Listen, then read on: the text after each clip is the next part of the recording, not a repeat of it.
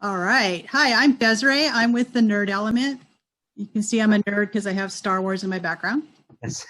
And I did watch the movie last night, so my face keeps disappearing in the background. I'd like to start with you all introducing yourselves and what part you played on the film. With Carrie, we'll start. Oh, right. Okay. Hi, I'm Kerry Michelle. I was originally brought on as a consultant and associate editor on the movie, but I felt so engaged and excited by the project, and the boys enjoyed what I could do for them at festivals and talking, that they made me an executive producer. So I'm the exec of Lupe. Excellent. Raphael. Hi, I am Rafael Albarran and I play Lupe. Star of our film. Okay, Andre. Hi, yeah, my name is Andre Phillips, and I'm one of the co-writers and co-directors of Lupe. And I'm Chuck Volo. I'm also co-writer, co-producer, co-director of Lupe. Oh, so nice to meet you.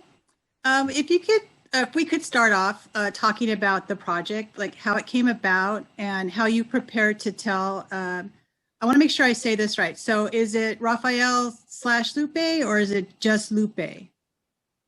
It's fair. The character themselves, right? They have this kind of critical moment, as you saw, that where they, become Lupe, or they call them, right. They name themselves as Lupe. We've gone back and forth, and when in the film we're referring to the character, sometimes we'll find ourselves saying Raphael, sometimes we'll find ourselves saying Lupe. Obviously, we say Raphael quite a bit because Raphael is Raphael. Right. But yeah, I think Lupe is really who the character ends as. So we use Lupe the most, but I think at times Raphael also makes a lot of sense. Okay. So tell me how you prepare to tell, I'm going to go with Lupe. With Lupe's, how to tell Lupe's story. Sorry. Sure. Oh, yeah, so to get things going, I guess it was a few years back at this point, and myself and Andre knew we wanted to make a film, and we were kind of searching for what story was right, and we knew we wanted to make a film that was very people-centric, very people-focused, and was intimate and hopefully intense. And it was through having conversations with Celia and learning a little bit more about her and her experience, and a bit of what she perceived as a vacuum of what stories weren't being told about transgender individuals. And so, we began having conversations with her, getting things going. She ended up actually being in the film, which was fantastic. She went kind of from being just kind of telling us, these were some experiences, or these are some scenes I'd love to see, to actually enacting those scenes. And then from there, we were fortunate enough to build a small team of amazing actors and cast and crew, and bring this to life. And it's just been kind of a journey of learning, and it's been humbling, and it's been a lot of fun. And Carrie, what role did you play in the background there? Oh, so do you want to ask Raphael first, because I came in late to the Oh, party. sure. Yeah. Raphael, how did you become involved? How did you get the part? I went into an open call audition 6 years ago in New York City, and after a couple callbacks, I got cast, and it's been a journey. And then Carrie. Okay, so I was brought on by the editor, Shiran. Effectively, she'd seen me talking in forums about storytelling and editing, and she came to me to say, look, could you just give me some notes on the current edit that I've got? And I said, sure. So we had lunch, because I was consulting at Disney at the time. We had lunch at Disney, and then 3 days later, she wrote me an email where she sounded quite annoyed. Like, where are my notes? And I said, you can have your notes when I stop crying. So then my role sort of snowballed with the team, in that sort of they were asking me opinions on certain things and so forth. And then a couple of pivotal scenes that Shiran had been working on, me and her stood up and said, no, these need to be as long as they are. The moment needs the longer that it is, because these are crucial, pivotal moments for the character. So I was giving that input, and then later on I was doing the festival circuit for them. So. Oh, great. Raphael, how did you prepare for your role, especially in making sure that your portrayal was sensitive to the transgender community?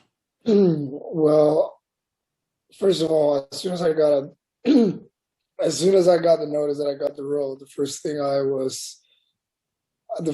did was taking myself to the library, went to Barnes and Nobles, and I read around almost like 12, 14 books.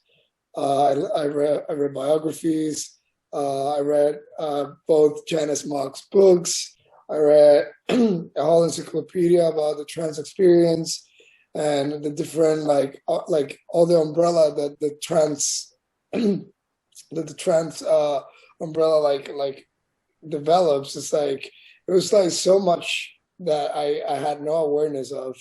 And the more I studied and the more I read about, the more specific the character starts to become for me. Janix specifically, redefining realness was very important for me because I'm also an islander and she's from Hawaii. And especially all her experience narrating when she was a kid and when she was a teenager back in Hawaii was very relatable to my experience to where I was in Puerto Rico. And so like the character was from Cuba. So I took a lot from her. And then like later on meeting Celia herself, like the actress that played Lana, she also like was pivotal in my performance and the development of my character. Yeah, I read in the production notes that a lot of the discussions that you have with Celia, with Lana, the character that Celia plays, were based on basically just letting Celia talk. So was a lot of that, I guess this is more for Andre and, oh God, I'm sorry, your name just blanked on me. I am so sorry. Chuck, no problem. Sorry. We have a poll that says Andre. So yeah. No Andre, Chuck. How did you decide what to keep in, and was that all improvised, or was there an actual script for a lot of that discussion? A lot of it was improvised. I think some of the best stuff was improvised. There was always a general, even when we went thoroughly off book in a few scenes, in a few critical scenes, especially. I think there were, not off book's not the right term, but there was a script that was developed with Celia before we started rolling. But a lot of what happened on the day was her expounding upon stuff that we had kind of pre-established. And I think, there were a lot of conversations that went, they were more nuanced and more complicated, but they were very similar. Like, Lena and Raphael are having this conversation, and they're going to get to this point, and these are sort of where we're going. So let's discuss those things. And we knew kind of where we needed to be roughly, right, in terms of the story and elements that we wanted to get to, but the process of getting there would change and kind of evolve and be enhanced through Celia kind of bringing her personal experience into the conversation. It was so much allowing the improv and the exposition to happen, and there was a lot of surprises. Like the name of the film is Lupe, and that's because there was a scene where we filmed where Raphael describes the name that she chooses to take, and when we were watching that in the monitor, we had no idea what name Raphael was going to say or why. And that was as much a surprise for us on the day filming in Harlem. You're welcome, guys. What's that? You're welcome. Oh yes, I appreciate it. We have the name now. Thank you. And so much moments were like that where we had no idea what was going to be said at any given moment, which certainly was wonderful. It made it a challenging project to edit for Sharon and Carrie in many ways because no two takes were the same. Everything was truthful and just emotional, and it was spoken in the moment. But everyone did a fantastic job with it, and we couldn't be more grateful. Yeah. And actually, one of the questions I have, it's a little long, but I'll try to cut it short so you can talk more.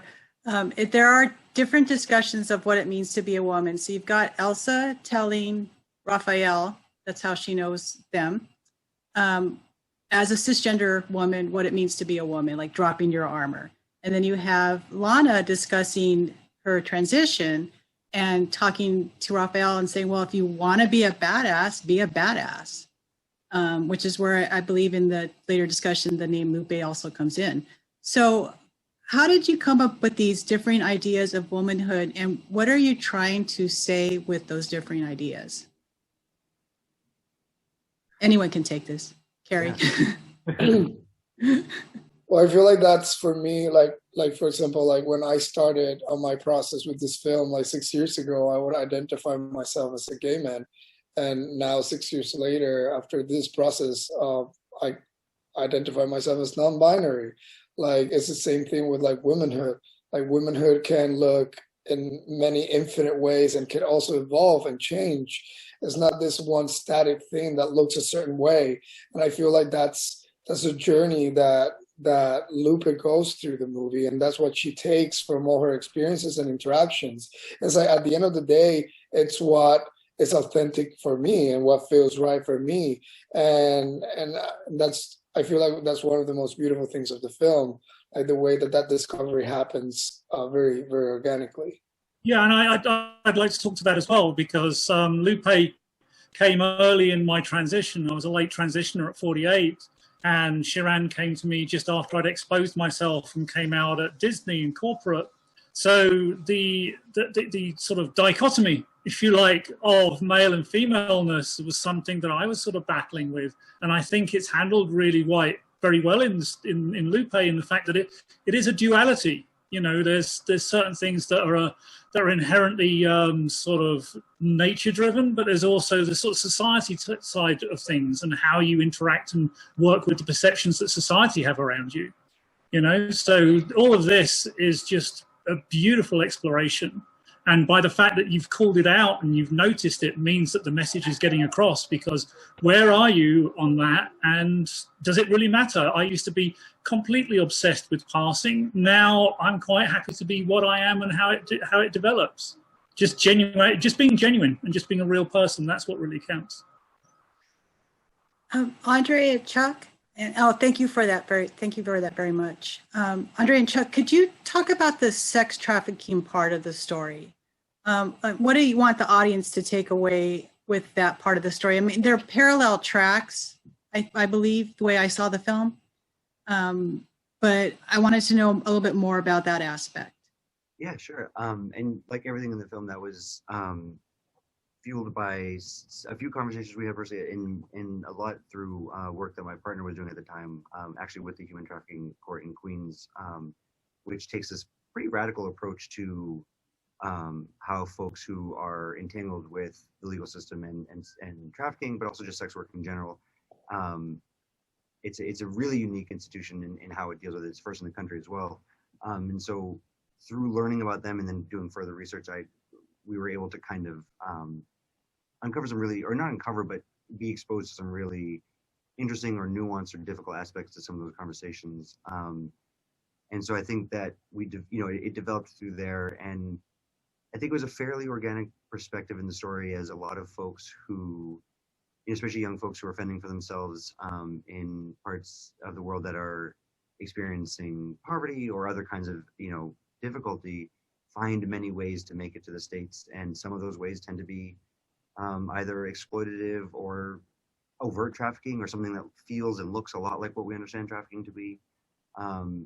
Not everybody, by any stretch of the imagination, it encounters that, but many people do, and many people encounter it in a way that's not as monolithic as is sometimes presented in the media. I think a lot of times it's like, someone gets thrown in a car, their passport gets snatched, and they get sent to some foreign land, and that's it, and they're never seen from or heard from their family again. But in reality, well, it certainly does happen, and it's horrific. There's also all these other ways in which people engage with the sex industry, voluntarily or otherwise, that look different than that. So I think in the case of Raphael's sister, a young person trying to make it to the United States, which is it financially, it's a burden no matter where you are, right?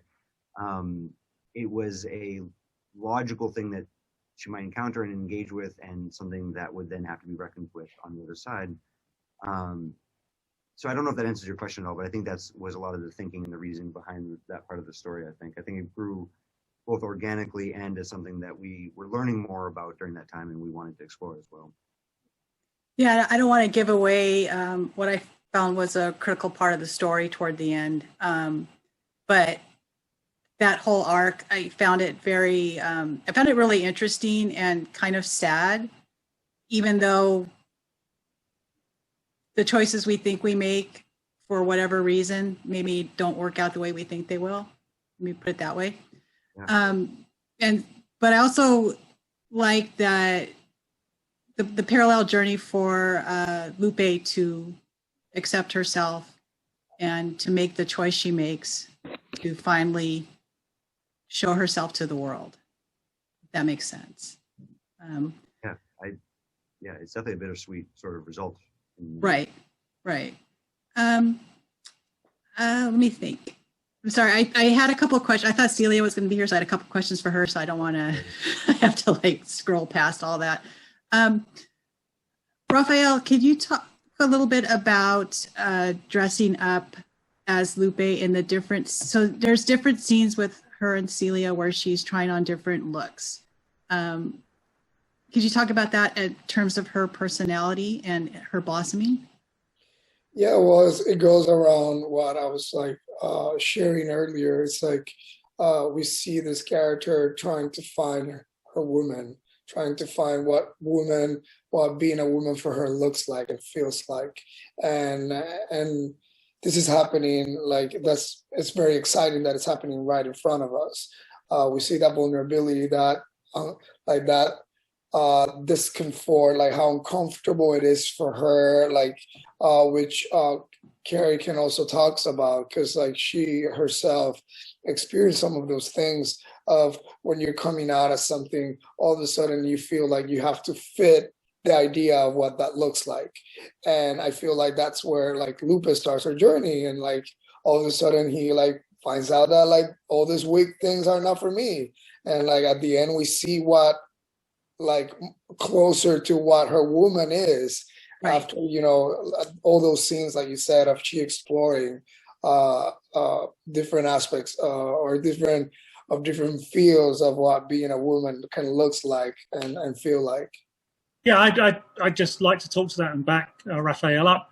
For myself, you know, as a late transitioner, it would be so easy to become like the cougar type character, you know, with and the huge bazooms and everything else, you know, which I definitely tried to avoid, but there wasn't any, you know, going through that process, who do you speak to, who do you talk to, and to have that reflected back to me on the screen saying it's okay to try different things out, it's awesome, you know, like the nail varnish color that Raphael chooses, you know, Celia goes, well, you know, that's not exactly the you know, but it's that sort of taking the advance, taking steps forward like that. And I mentioned earlier on in another interview about the fact having that expressed in a film is a safe place for you to see it and understand it. So if you are someone who's gender questioning or have family or friends that are gender questioning, to see that put up there and see what a sort of an awkwardness of a struggle it is to try and find your womanhood, sort of it's just quite liberating. I found it amazingly liberating. Actually, I really, really enjoyed that aspect of the film because you, like you were saying, you don't really see that a lot in films. It's usually the person's already has a look. Like if you look at the show Pose, they already have their looks. Whereas Raphael, you know, is feeling herself out to find out what she likes. Like she doesn't like long hair, which you know, that I go with that too. Sometimes it's like too much right there on my neck, but so I just wanted to say, I really like the film. I'm looking forward to the discussions that it opens up. What are you looking forward to when everyone gets to see the film? Oh, can I share again the story from the weekend? I'm asking everybody else because they're probably getting bored of it by now. Because of the press and the fact this film's coming out on HBO, it ended up being a catalyst for me to actually come out to my estranged children in the UK who hadn't really seen me for 4 years. And having the joy of telling them about a film, they always knew I was a filmmaker. I always have been. And for me to say, hey, I've got a new success. There's, you know, something good is coming again, and to open up that dialogue and then to be talking about the community and then to say, oh, and by the way, I'm transgender. It was a beautiful, beautiful opening into having a discussion about that. And again, at festivals, when I've been at festivals and so forth, I've had individuals and families come up to me and talk to me about someone they know who's going through the process, or a greater understanding of someone who's going through the whole process. But again, it's more of a universal story than that. It's sort of opening up, like, where do we live? Where do we belong? what is family, what is community, and are we being genuine and truthful to ourselves? And that's kind of the sort of discussion I'd hope people come out of it from. Well, for me, as a non-binary human being, I would love for the members of our community and the members of the trans community, when they see the film, like really appreciate how we can find our womanhood and our femininity in many other places. Not necessarily have to look. We don't have to look or fit a certain agenda or a certain image to be free in our womanhood and our femininity. And at the end of the day, like anything that takes us more to our authenticity and to who we are, that's it, And I really, really hope that people enjoy it as much as we did. This project was created with a lot of love. 6 years ago when we were shooting this, I'm speaking for myself here, I never imagined that this was going to be by HBO. Like, it's such an opportunity. And, we need more trans stories. Like, we need more dialogue. Like, let this be just like another one, that would hopefully inspire other ones and lift each other up. Because, we're a small community, but we're a very powerful one. We're not very quiet. We're powerful. It's nice to be not so quiet in a good way. We're actually being portrayed as real human beings. And again, HBO giving us this lovely opportunity to actually sort of tell this story in an open and genuine manner, rather than wrapping it up in some kind of allegory or something else, or be a side character. Have someone like Raphael front and center, being very beautiful as they are, just inspiring. Yeah. I think we're almost out of time. I'm sorry. Go ahead. Why don't you guys finish it off? Oh, no, I don't think I could say anything to that at all. But yeah, I just want people to enjoy this film and see. I think audiences in general are broadly looking for stories that reflect their experience or reflect other experiences, but they're looking for more, for things and stories they haven't seen before. So I hope that people who are looking for new and unique takes on things get to see this film, and this becomes a part of a wider conversation. And be more grateful that HBO's given this small film a platform. Yeah. Yeah, and I think from everything you've said, and just from watching the movie and my personal reactions to it, I think that the dialogue will go beyond just the one aspect into the universal parts of her story, because the things about the discussion about what makes a woman, for example, that goes on in feminist circles as well. That's not just for a non-binary or transgender, it's also cisgender. I've had those discussions because I don't fit the norms that people think I should fit, because I don't do my nails and lots of makeup, stuff like that. And then just the whole other aspect of growing and finding yourself. I think we all can identify with that. So I just wanted to thank you for the opportunity to talk to you and to watch your film. And it's coming out on February 26th, HBO Max and HBO Latino. Awesome. Thank you so much, and I appreciate your time. It was nice to meet you all. Thank you so much for having us. We really appreciate it. Bye, everybody. Bye.